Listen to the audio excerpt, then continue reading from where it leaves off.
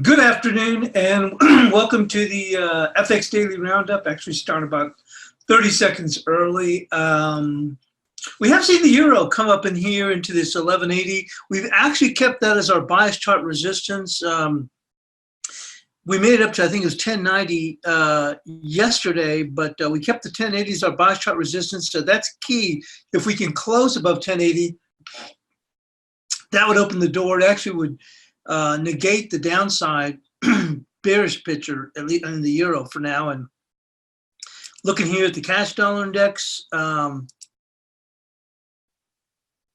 we actually have our bias chart resistance today at 97.95. You can see the significance of this 97.89 on the way up, on the way down, back through 97.89.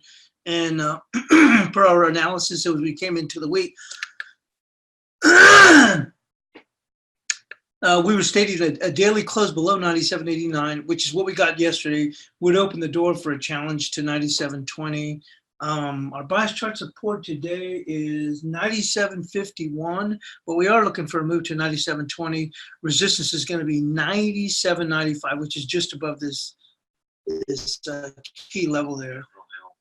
They're indicating the plan of the Hong Kong bill will be at 5 o'clock this afternoon. We did go in and see the obviously the S&Ps, I mean equity markets overall.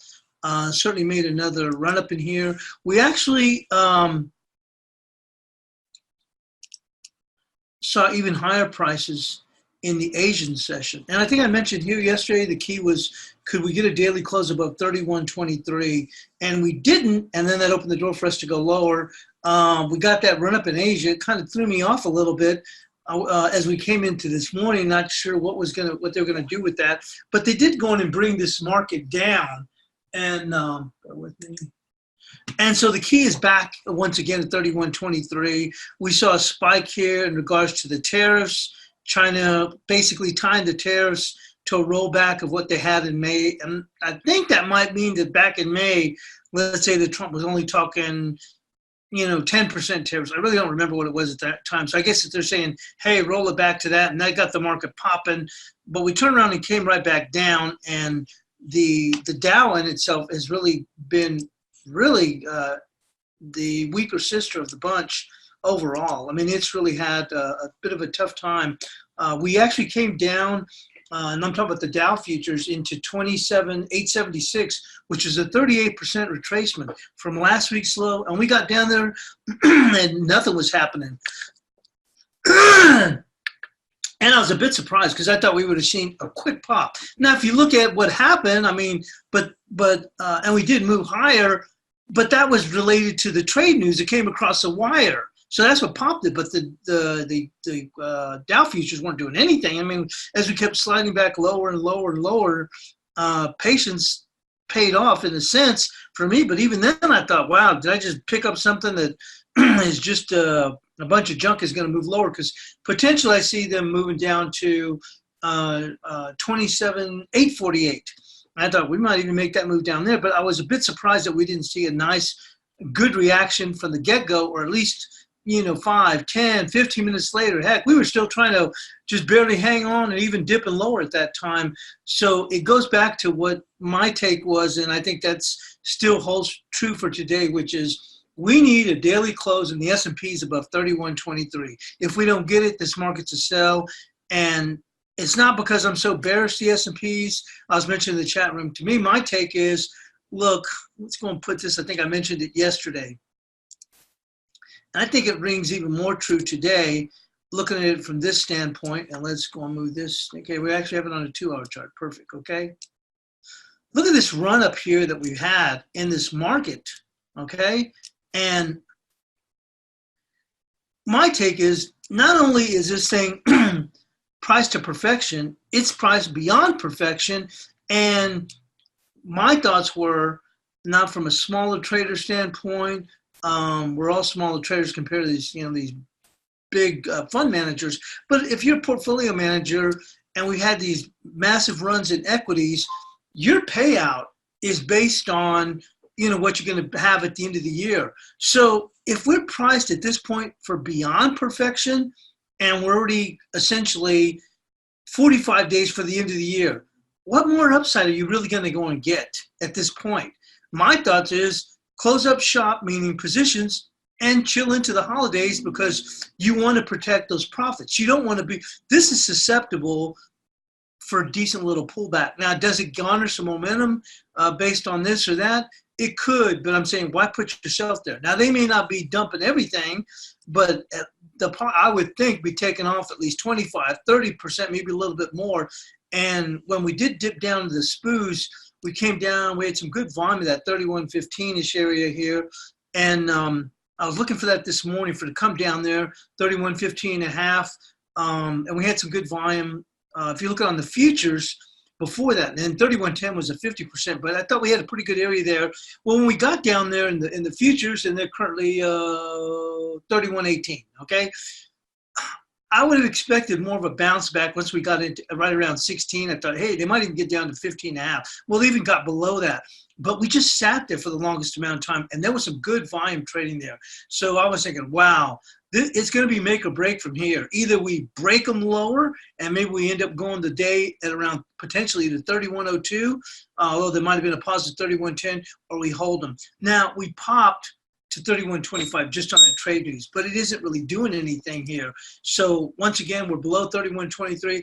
My take is, the way I'm going to look at it, you know, the Asian session kind of threw me off a little bit, and I'm thinking, wow, does this thing have more room to pull up? And so I was trying to pick up on the, you know, on these dips, and I'm talking about the YM. But my thoughts are, look, I'm going to play this thing for the short side. I'm putting my stops above the highs. That's it. Intraday, day trade, hold overnight, whatever the case. I don't hold overnight. That's to me, that's the uncle point. Anything else, you can get flim-flam with these, you know, trade reports or whatever, or news headlines. But to me, that's it.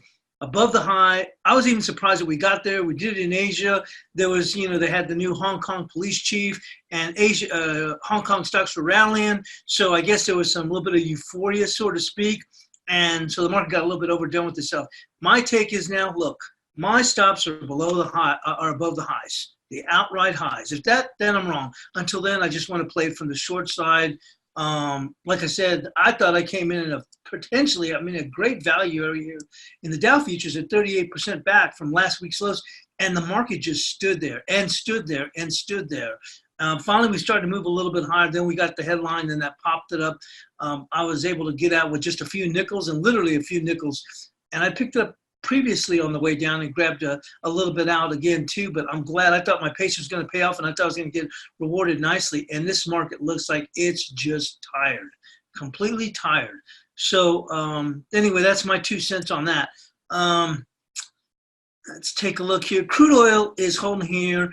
I've got some support here for those who are trading crude oil at 55.57.